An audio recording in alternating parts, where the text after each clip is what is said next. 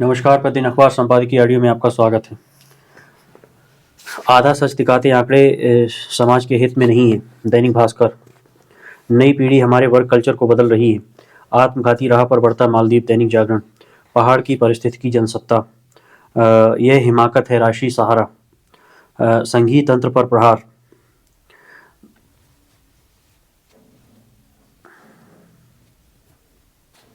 ढाका में फिर शेख हसीना। हिंदुस्तान। दक्षिण एशिया में हमारी बड़ी अहमियत। अब आर्टिकल विस्तार से।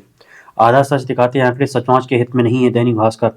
आंकड़ों के हिसाब से गरीब की थाली पिछले माह के मुकाबले सस्ती हुई है, जबकि पिछले वर्ष के इसी माह के मुकाबले काफ़ी महंगी सब्जियां, खासकर प्याज, टमाटर, लहसुन, सारी सब्जियां और दाल आम लोगों पर भारी पड़ रही हैं। एसबीआई की ताज़ा रिपोर्ट कहती है कि गरीब अमीर की खाई कम हुई है। 20% छोटे उद्योग बड़े उद्योग बन गए हैं और 8 वर्षों में 36.3% करदाता निम्न से उच्च आय वर्ग में आ गए हैं। यानी देश में सब कुछ हरा है। लेकिन उसी के बरक्स सरकार ने संसद को बताया कि पिछले 3 वर्षों में एमएसएमई सेक्टर की 25,000 यूनिट्स बंद हुई, जिनमें लगभग आधी वर्ष 2023 में बंद हुई। सीएमआईई के आंकड़े बताते हैं कि पिछले 3 माह में शहरों में 12 लाख रोजगार घटे और 25 लाख बेरोजगार बढ़े। वैसे भी हर साल काम करने की आयु के 15 साल के ऊपर वाले 1.60 करोड़ नए लोग जुड़ जाते हैं। बेरोजगारी की दर ज़्यादा बनी रहना एक बड़े आर्थिक खतरे का संकेत है। प्रोटीन के लिए दाल और अन्य पोषक तत्वों के लिए सब्जियां गरीबी का मुख्य भोजन होता है, जिसके भाव लगातार आसमानी रहे। सरकार के हिमायती बताते हैं कि दोपहिया वाहनों की खरीद में कमी से यह नहीं मानना चाहिए कि निम्न वर्ग संकट में है, बल्कि कारों की बिक्री में वृद्धि यह संकेत है कि समृद्धि के कारण लोगों का रुझान दोपहिया से कार की ओर हो रहा है। वे शायद भूल रहे हैं कि कुपोषण की भयानक स्थिति के आंकड़े सरकारी एनएफएचएस के हैं। अगर पिज्जा खाने वाले बड़े हैं तो उसे देश की समग्र खुशहाली मानना बुरी भूल होगी। फिर जिस देश में 45 से 50 करोड़ काम की आयु के लोग कम मजदूरी वाले कृषि क्षेत्र में हो, वहाँ सब कुछ हरा दर्शाना दृष्टिभ्रम ही कहा जाएगा। नई पीढ़ी हमारे वर्क कल्चर को बदल रही है। Harsh Goenka, chairman RPG group. Bharat का वर्कफोर्स का परिदृश्य एक गतिशील बदलाव के दौर से गुजर रहा है, जो जनरेशन जी के आगमन से शुरू हुआ। यह पीढ़ी सफलता और पेशेवर संतुष्टि के पारंपरिक मानदंडों को बदल रही है। हमने जानने की कोशिश की कि इस जीवंत और विविधतापूर्ण समूह को कहाँ से ऊर्जा मिलती है। हमें इसके कुछ जवाब भर्ती प्रक्रिया के दौरान इस पीढ़ी से प्राप्त हुई कुछ दिलचस्प प्रतिक्रिया से मिले। जैन जी के जीवन और काम के प्रति नजरिए ने एक सामान्य और सफल जीवन की हमारी पारस्परिक धारणाओं को चुनौती दी है। हम समझते थे कि पढ़ाई करना, स्थायी नौकरी पाना, घर खरीदना, परिवार की देखभाल करना, कॉर्पोरेट क्षेत्र में आगे बढ़ना आदि ही सफल जीवन की परिभाषाएं हैं। लेकिन ये पीढ़ी नॉन कंफर्मिस्ट है। ये पुरानी परिपाटियों का विरोध करती है। 18 से 24 आयु वर्ग के और 1997 से 2012 के बीच जन्मे इन युवा स्नातकों के ताज़ा दृष्टिकोण से हमें गहराई से सोचने के लिए विवश कर दिया है। इस बदलाव से प्रोत्साहित होकर आरपीजी ग्रुप ने भारत के 13 प्रमुख शहरों में 4,000 से अधिक जेएनजी के युवाओं के साथ बात करके एक अभूतपूर्व राष्ट्रव्यापी सर्वेक्षण शुरू किया है। ये सर्वेक्षण इस समझ के साथ किया गया है कि ये युवा न केवल हमारी कंपनी बल्कि देश का भी भविष्य हैं, और इस सर्वेक्षण के दौरान हमने उनकी आकांक्षाओं, आशाओं और चिंताओं को समझने की कोशिश की। हमारा शोध इस एक मुख्य प्रश्न पर केंद्रित था कि टेक्नोलॉजी और ग्लोबल कनेक्टिविटी से संचालित होने वाली दुनिया में हम एक ऐसे भविष्य को कैसे आकार दे रहे हैं जो जेएनजी की अनूठी आकांक्षाओं को पूरा करता हो। हमारा शोध जेएनजी की दुनिया के कई व्यवहारिक पहलुओं पर प्रकाश डालता है। यह पीढ़ी जो कभी भी इंटरनेट से पहले वाली दुनिया में नहीं रही थी, वास्तविक और आभासी दुनिया के बीच सहजता से आवाजाही करने में सक्षम है। उसका जीवन टेक्नोलॉजी और सोशल मीडिया के साथ जुड़ा हुआ है, जो उन्हें ऐसी ग्लोबल कनेक्टिविटी प्रदान करता है जिसका पिछली पीढ़ियों में अभाव था। सर्वेक्षण में यह भी पाया गया कि वे ज़्यादातर इलेक्ट्रॉनिक्स उपकरणों, डिजिटल किताबों और ऑनलाइन और कपड़ों की ऑनलाइन खरीदारी करते हैं। भारत की जेएनजी पीढ़ी उदारीकरण, पश्चिमीकरण और डिजिटलीकरण के साथ बड़ी हुई है। कोविड-19 महामारी, जलवायु परिवर्तन और हमारे ग्रह पर इनके प्रभाव का उन पर असर पड़ा है। इससे विकल्पों की बहुतायत और त्वरित संतुष्टि की संस्कृति को बढ़ावा मिला है। लेकिन तेजी से विकसित हो रही टेक्नोलॉजी और बढ़ते मानवीय और सामाजिक आर्थिक संकटों के इस नए युग में हमारे पास मार्गदर्शक सिद्धांतों का अभाव है। इसके विपरीत पुरानी पीढ़ी तुलनात्मक रूप से यथास्थितिवादी, तकनीक रूप से अकुशल और जोखिम लेने से बचने वाली मानसिकता की है। जेएनजी जातीय रूप से सर्वाधिक विविधतापूर्ण पीढ़ी के रूप में उभरी है और वह भारत की विभिन्न संस्कृतियों के सच्चे मिश्रण का प्रतिनिधित्व करती है। इस विविधता ने सामाजिक विषमता और सामाजिक न्याय, पर्यावरण, सक्रियता और समावेश के बारे में जागरूकता को बढ़ाया है। युवाओं को अमूमन आत्ममुक्त समझा जाता है, लेकिन इसके विपरीत हमारे निष्कर्ष बताते हैं कि जेएनजी के ये नौजवान गहरी सहानुभूति की भावना रखते हैं और सस्टेनेबल कार्यों पर जोर देते हुए वैश्विक समस्याओं के साझा समाधान के लिए प्रतिबद्ध हैं। उनका दृष्टिकोण एक जागरूक समाज का निर्माण करने का है, जो पृथ्वी को बचाने रखने में अपना योगदान दे। वे संघर्षों को सुलझाने के लिए बातचीत के महत्व, व्यक्तिगत अभिव्यक्ति के समान एवं विभिन्न दृष्टिकोणों को स्वीकार करने में भी विश्वास रखते हैं। दिलचस्प बात यह है कि वे खुशी को सिर्फ एक भावना नहीं बल्कि एक कौशल के रूप में देखते हैं, जिसे विकसित किया जा सकता है। एआई संचालित जॉब मार्केट और पर्यावरणीय संकट जैसी चुनौतियों का सामना करने के कारण तनाव के प्रति जेन जी का दृष्टिकोण पिछली पीढ़ियों से बहुत अलग है। ये वर्क लाइफ बैलेंस को महत्व देते हैं। वे कठोर प्रतिस्पर्धा के विषाक्त वातावरण से बचते हुए वित्तीय सफलता की सीढ़ी पर तेजी से चढ़ने की जरूरत महसूस करते हैं। कार्यस्थलों में जेन जी ऐसे वातावरण की तलाश करते हैं जो उनके मूल्यों के अनुरूप हों। वे उन कंपनियों के लिए काम करने के अधिक इच्छुक हैं जो मानसिक स्वास्थ्य सहायता प्रदान करती हैं। यह उल्लेखनीय है कि हमारे सर्वेक्षण में 61% उत्तरदाताओं ने कहा कि वे समानता, सहयोग, कम्युनिकेशन और इंक्लूसिवनेस को महत्व देने वाली कार्य संस्कृति के लिए कम वेतन पर भी काम करना मंजूर करेंगे।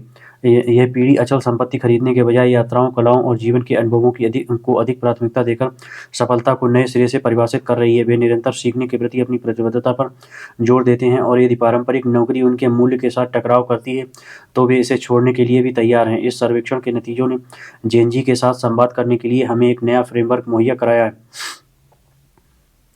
आत्मघाती राह पर बढ़ता मालदीव। दैनिक जागरण। हर्ष वी पंत, लेखक, ऑब्जर्वर रिसर्च फाउंडेशन में उपाध्यक्ष हैं। इंटरनेट मीडिया के इस दौर में कूटनीति के समक्ष नई चुनौतियां उत्पन्न हो गई।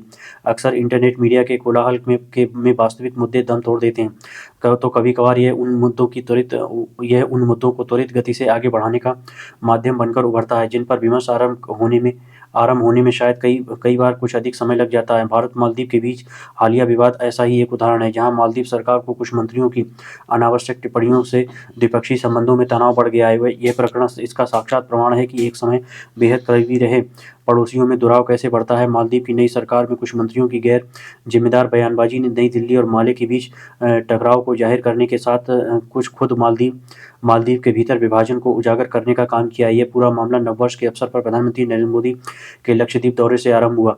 प्रधानमंत्री वहां Cochin, Lakshadweep, island submarine optical fibre connection परियोजना के उद्घाटन के सिलसिले में गए थे, लेकिन उन्होंने स्नोरकेलिंग और अन्य गतिविधियों के लिए वहां कुछ समय निकाला। लक्षद्वीप के नैसर्गिक सौंदर्य से अभिभूत प्रधानमंत्री ने आह्वान किया कि रोमांचकारी पर्यटन को पसंद करने वालों की सूची में लक्षद्वीप अवश्य होना चाहिए। उन्होंने किसी प्रतिस्पर्धी पर्यटन केंद्र का उल्लेख तक नहीं किया, लेकिन मालदीव के कुछ नेताओं ने इसे अपने पर्यटन उद्योग को चुनौती के रूप में देखा। इससे उपजी खींच के चलते हुए प्रधानमंत्री नरेंद्र मोदी और भारतीयों के प्रति अपमानजनक बयानबाजी करने लगे। इसके बाद कूटनीतिक गलियारों में तलवारें खींचने लगी। फिर तो इंटरनेट मीडिया और अपने अपने क्षेत्रों की दिग्गज हस्तियों की प्रतिक्रियाओं का सैलाब आ गया। आम लोग भी इससे पीछे नहीं रहे। इस कवायद में मालदीव का बहिष्कार और लक्षद्वीप के प्रोत्साहन की मुहिम अपने चरम पर पहुंचती दिखी। प्रधानमंत्री नरेंद्र मोदी ने हालिया लक्षद्वीप दौरे को मालदीव के एक वर्ग ने इसी दृष्टि से देखा कि भारतीय प्रधानमंत्री उसे उनके देश के विकल्प के रूप में प्रस्तुत कर रहे हैं। उनकी प्रतिक्रिया में मालदीव के युवा सशक्तिकरण, सूचना एवं कला मंत्रालय के उपमंत्री के एक बयान के बाद भारत में बायकॉट मालदीव्स हैशटैग चलने लगा। मालदीव से आ रही प्रतिक्रियाओं के विरोध स्वरूप भारतीय पर्यटक अपने मालदीव दौरे को रद्द करने के साथ वहां न जाने की अपील करने लगे। कूटनीतिक स्तर पर भी अधिकारियों से जवाब तलब होने लगा। मामला तूल पकड़ते देख राष्ट्रपति मोहम्मद मुइज़्ज़ू की सरकार ने मंत्रियों पर कार्रवाई की। मालदीव सरकार को आधिकारिक बयान जारी करके यह कहना पड़ा कि कुछ विदेशी नेताओं एवं गणमान्य व्यक्तियों के विरुद्ध टिप्पणियां इन मंत्रियों की निजी राय है और उनका मालवी सरकार से के विचार से कोई सरोकार नहीं। पिछले राष्ट्रपति इब्राहिम सोलेह के दौरे में मालदीव के साथ भारत के संबंध अत्यंत मधुर रहे, लेकिन मोहम्मद मुइज़्ज़ू के कमान संभालने के बाद ही द्विपक्षीय रिश्ते रसातल में जा रहे हैं। उनका चुनाव प्रचार अभियान ही भारत विरोध पर केंद्रित था। उन्होंने बाकायदा इंडिया आउट नारा दिया। उन्होंने आरोप लगाया था कि भारत ने पिछली एमडीपी सरकार के साथ मिलकर मालदीव की संप्रभुता का उल्लंघन किया। सत्ता संभालने के बाद उन्होंने भारतीय सैनिकों को तत्काल मालदीव छोड़ने के लिए कह दिया।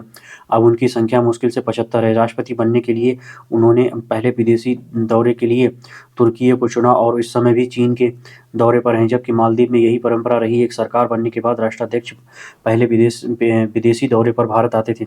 दिसंबर में आयोजित कोलंबो सिक्योरिटी कॉन्क्लेव में भी मालदीव अनुपस्थित रहा। हाल में मॉरिशस सरकार ने फैसला किया है कि मालदीव भारत के साथ उस समझौते का नवीनीकरण नहीं करेगा जो भारत को मालदीव के क्षेत्र में हाइड्रोग्राफिक सर्वे करने की गुंजाइश प्रदान करता था। वह भारत से दूरी बढ़ाने का साफ संकेत था। हालिया टकराव ने पारंपरिक रूप से करीबी रहे मालदीव एवं भारत के बीच मतभेदों की खाई को और चौड़ा करने का काम किया है। दक्षिण एशिया एवं हिंद महासागरीय देशों को भारत और चीन जैसे क्षेत्रीय दिग्गजों के साथ अपने संबंधों में संतुलन साधना होगा। मॉरिशस के शासन में मालदीव संतुलन की इस राह से भटक रहा है। संतुलन के बजाय वह तो टकराव को और बढ़ाने पर आमादा है। इससे स्थितियां खराब होंगी, न केवल सरकारों बल्कि दोनों देशों के लोगों के बीच इससे संबंध प्रभावित होने की आशंका बढ़ेगी। इसके दीर्घकालिक परिणाम देखने को मिलेंगे। इससे मालदीव की मुश्किलें ज़्यादा बढ़ेंगी। तमाम अंतर्विरोधों के बावजूद वहाँ भारत को एक मूल्यवान सहयोगी ही समझा गया, क्योंकि माले की मुश्किल सामुद्रिक निगरानी और अपेक्षित क्षमताओं के लिहाज से भारत बहुत जरूरी है। यही कारण है कि जिन अब्दुल्ला यामीन की सरकार के दौरान माले का बीजिंग की ओर झुकाव बढ़ा है, वह भारत के साथ संबंधों में छिटपुट दरारें बढ़ती रहीं। उनके दौरे में भी भारत के साथ मालदीव का सामरिक सहयोग निरंतर कायम रहा है। अब भारत अभी भी मालदीव का सबसे बड़ा व्यापारिक साझेदार होने के साथ ही उसे सबसे अधिक वित्तीय अनुदान प्रदान करता है। पर्यटन मालदीव की अर्थव्यवस्था की रीढ़ है और वहाँ सबसे अधिक पर्यटक भारत से ही जाते हैं। ऐसे में ये निष्कर्ष निकालना बहुत कठिन नहीं है कि भारत को भड़काना केवल मालदीव की कठिनाइयां बढ़ाने का ही काम है। इसलिए उसे ऐसा कोई काम कतई नहीं करना चाहिए। जहां तक नई दिल्ली के दृष्टिकोण की बात है तो हिंद महासागर में अपनी महत्वपूर्ण भौगोलिक स्थिति के चलते मालदीव उसका एक अहम साझेदार है। वहीं माले के लिए भारत आर्थिक एवं सामरिक कवच प्रदान करने वाला मूल्यवान पड़ोसी है। ऐसे में यह आवश्यक हो जाता है कि परस्पर संवेदनशीलता का परिचय देते हुए अपने हितों को पोषित करने पर ध्यान दिया जाए। पहाड़ की पारिस्थितिकी जनसत्ता। पहाड़ मैदानों के मौसम का मिजाज साधने में मदद करते हैं। बादलों के बरसने, हवाओं में नमी भरने, नदियों को सदा नीरा बनाए रखने में पहाड़ों का बड़ा योगदान होता है। उनकी हरियाली सैलानियों का मन तो मोहती ही है। अनेक औषधि वनस्पतियां भी सहेजती हैं। मैदानी भागों की कृषि काफ़ी कुछ पहाड़ों से पोषण पाती है, मगर जलवायु परिवर्तन के चलते यह पहाड़ खुद बंजर होने की तरफ बढ़ चले हैं। उत्तराखंड में जीवी पंत कृषि एवं प्रौद्योगिकी विद्यालय के एक शोध से पता चला है कि इस वर्ष पिछले 40 वर्षों की तुलना में वर्षा स्तर में उल्लेखनीय कमी दर्ज हुई है।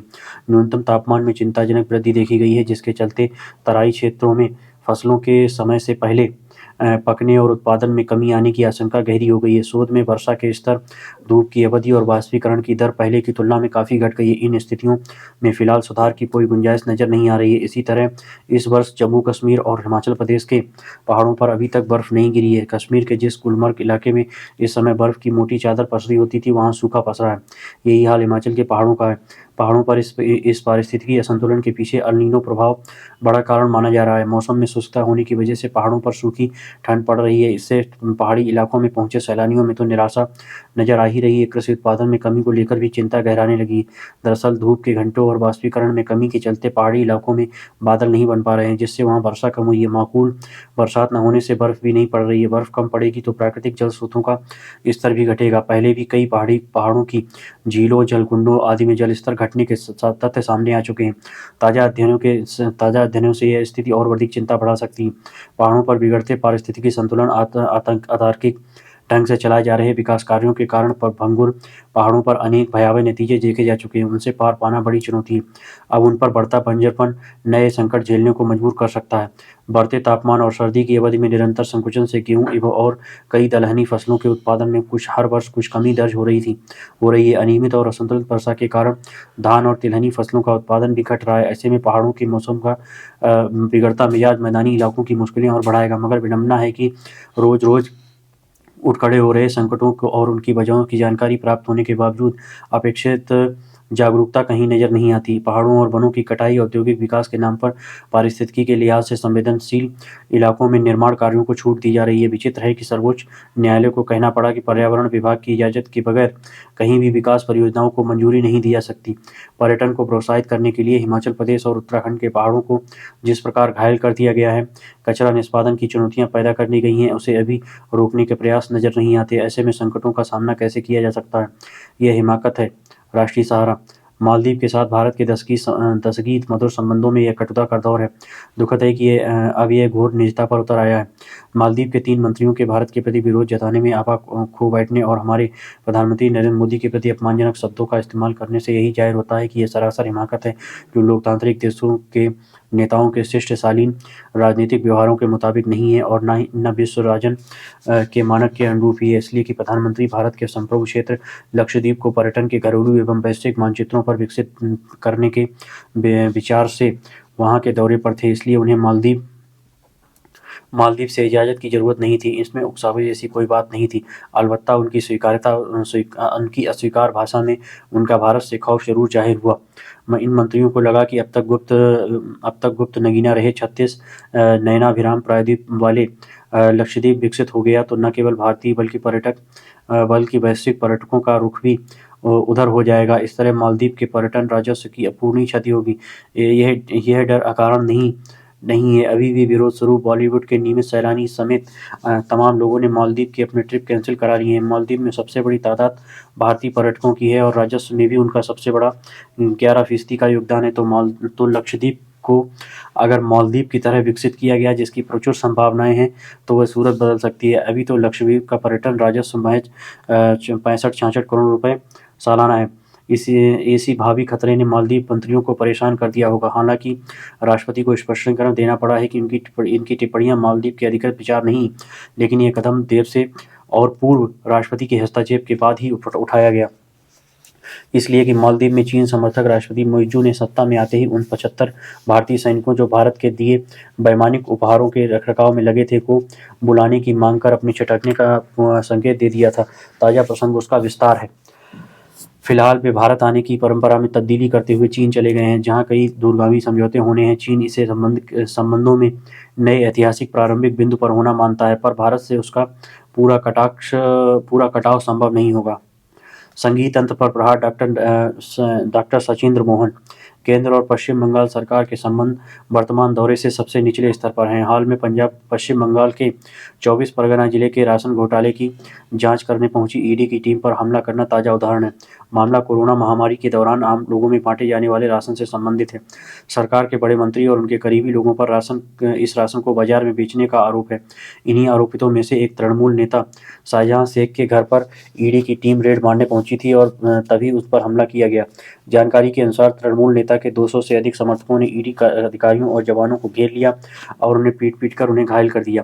हमले के दृश्यों से साफ देखा जा सकता है कि यह हमला बहुत सुनियोजित था। सरकारी तंत्र के असहयोग की बात भी बार बार सुनाई दे रही, क्योंकि जिले के पुलिस कप्तान से भी ईडी की टीम से कोई सहायता नहीं मिल पाई। प्रथम दृष्टया तो यह मामला कानून व्यवस्था का है।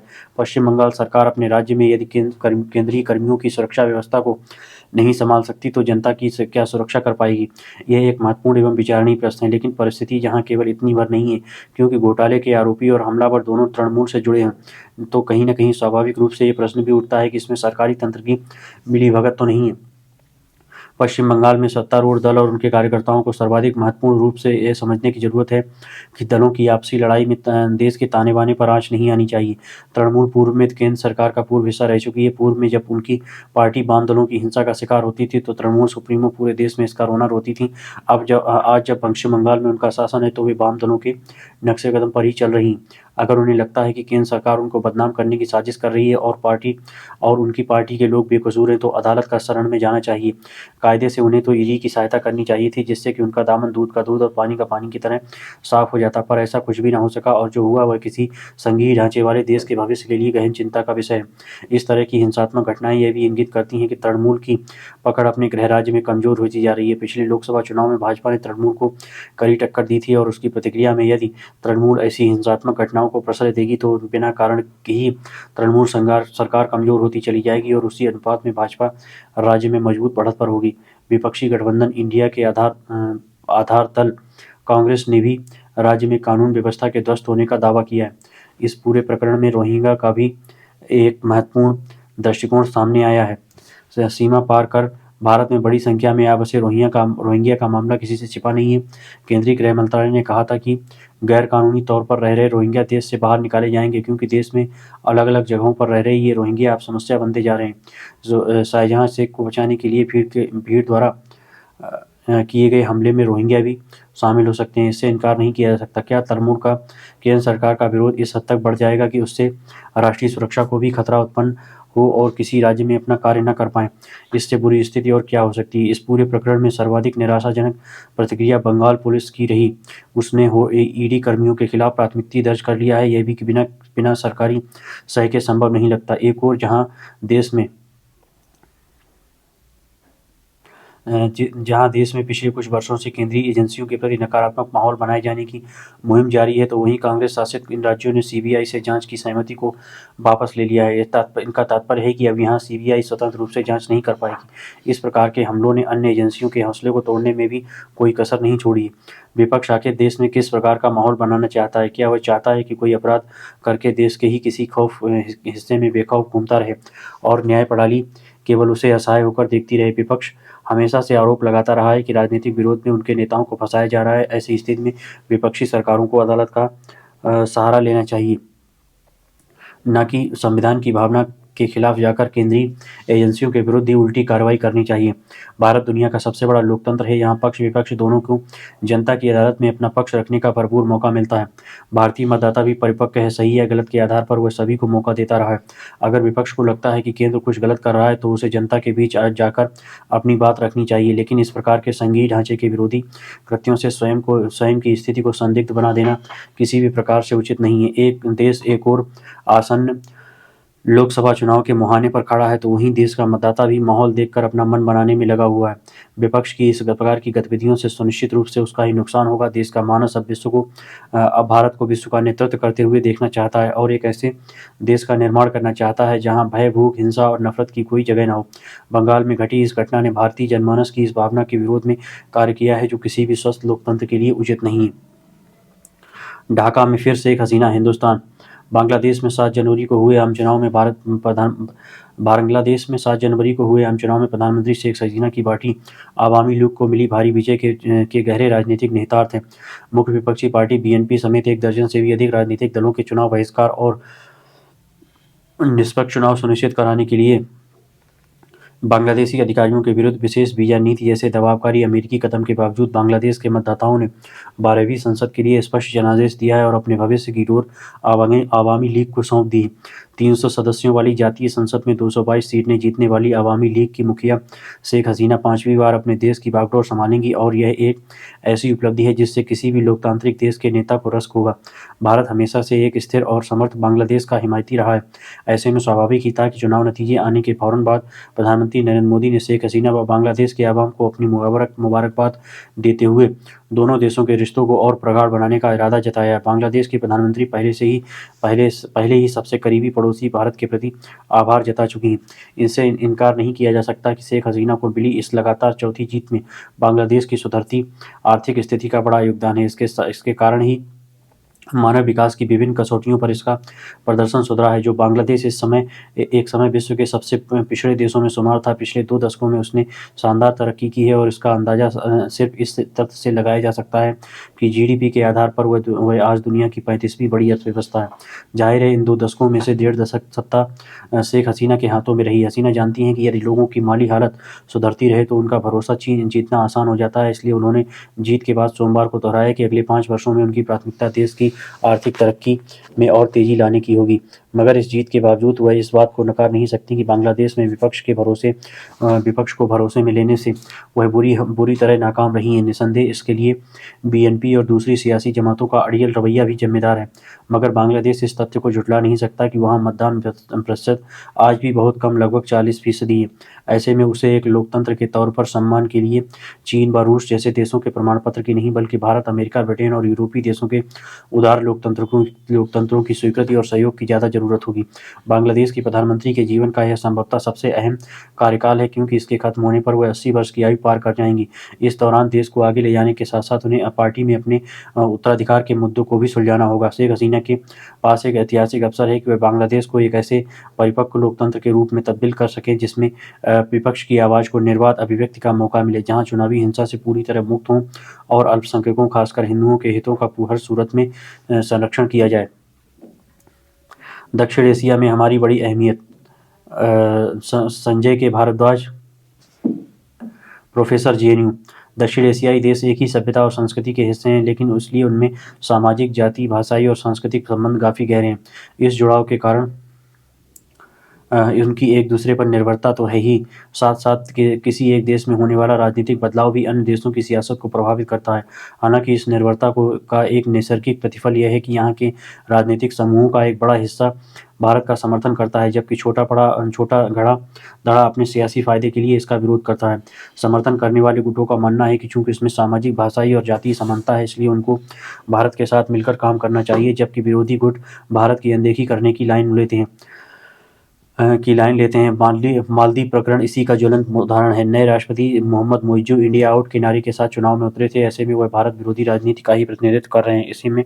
इनमें उन्हें चीन जैसी ताकतों का सहारा मिल रहा है। मोइज़ू ने पद संभालते ही सबसे पहले 75 भारतीय सैनिकों को वापस लौटाने की बात कही, फिर भारत के साथ किए गए कई समझौतों से पीछे हटने की बात की। मालदीव पर चीन का बड़ा कर्ज है। मोइज़ू अभी चीन की यात्रा पर हैं, जबकि पूर्व के सभी राष्ट्रपति चुनाव के बाद पहले भारत आते थे।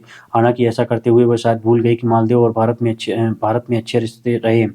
चुनाव में भी उन्हें इसलिए जीत मिली क्योंकि भारत का साथ चाहने वाले राजनीतिक दलों में एकता नहीं बन सकी।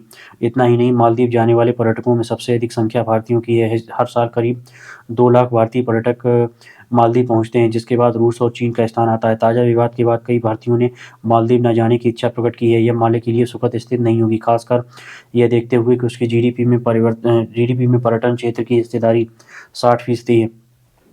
दरअसल पड़ोसी देशों के साथ भारत की विदेश नीति के 3 उद्देश्य हैं। पहला, सुरक्षा। भारत पड़ोसी देशों में भी सुरक्षा और स्थायित्व का पक्षधर है। इसका मतलब है कि पड़ोसी देशों में आंतरिक सुरक्षा तो न ही हो, साथ ही अन्य देशों में की वहाँ मौजूदगी से भारत एवं स्वयं उस देश का कोई खतरा न हो। दूसरा उद्देश्य है आर्थिक विकास। भारत अपने साथ साथ पड़ोसी देशों का विकास भी चाहता है। अगर पड़ोसी देशों में आर्थिक स्थिरता आती है तो स्वाभाविक ही भारत के सामने भी चुनौतियां बढ़ सकती हैं। जैसे श्रीलंका में आर्थिक संकट गहराने से भारत में शरणार्थी समस्या बढ़ सकती है, और फिर बांग्लादेश का संकट हमारे लिए सुरक्षा चिंता एवं मजहबी कट्टरता का जोखिम पैदा कर सकता है। तीसरा उद्देश्य है राजनीतिक स्थिरता। अगर यह स्थिरता बेपटरी होगी तो दक्षिण एशिया की राजनीति में बाहरी हस्तक्षेप बढ़ेगा, जिससे भारत के खिलाफ खतरे बढ़ने का अंदेशा गहरा सकता है। भारत इन्हीं नीतियों पर आगे बढ़ रहा है। हालांकि मालदीव के साथ ताज़ा विवाद में उससे कुछ सतर्क रहने की जरूरत है। दरअसल मालदीव में करीब 98% आबादी सुन्नी मुसलमानों की है और पाकिस्तान काफ़ी दिनों से वहाँ अलगाववाद को खाद पानी देने का प्रयास कर रहा है। मालदीव पर ज़्यादा दबाव बनाने से पाकिस्तान को अपना हित साधने का मौका मिल सकता है। इससे वहाँ भारत विरोधियों को मौका मिल जाएगा, जो भारतीय कूटनीति के लिए ठीक नहीं है। रही बात बांग्लादेश की, तो वहाँ पर भी भारत उसी जमात के साथ है जो प्रगतिशील है। बीएनपी जैसी पार्टियों ने वहाँ चुनावों का बहिष्कार जरूर किया, लेकिन यह उनकी मजबूरी भी थी। अवामी लीग ने नई दिल्ली के साथ मिलकर आवाम का विश्वास जीता है। आज बांग्लादेश में भारत कई परियोजनाएं चला रहा है, जिससे वहाँ आर्थिक समृद्धि आई है। मानव विकास के सूचकांकों में तो उसका प्रदर्शन दक्षिण एशियाई देशों में काफ़ी बेहतर है। इससे वहाँ भारत विरोधी भावना स्वतः कमज़ोर हो जाती है। उम्मीद है कि शेख हसीना की वापसी से हमारा रिश्ता और मजबूत होगा। वास्तव में दक्षिण एशिया में पाकिस्तान ही एकमात्र ऐसा देश है जिसका जन्म भारत विरोध के नाम पर हुआ है, जिसके राजनीतिक दल भारत विरोधी मुद्दे को ही आगे बढ़ाते हैं और अपने सियासी फायदे के लिए उसका इस्तेमाल करते हैं। उसकी फौज भी भारत विरोधी राग अलापती है। अगले महीने वहाँ भी आम चुनाव होने वाले हैं और कयास यही है कि वही दल सत्ता में बैठेगा जिससे फौज का साथ मिलेगा। परोक्ष रूप से भारत विरोधी सोच ही वहाँ सत्ता में आएगी। ऐसे में हमें पड़ोसी के प्रति अपनी नीति का विश्लेषण करना चाहिए, जो हम वक्त वक्त पर करते भी रहे हैं। देश के पहले प्रधानमंत्री जवाहरलाल नेहरू पड़ोसियों के साथ सहअस्तित्व की वकालत करते थे,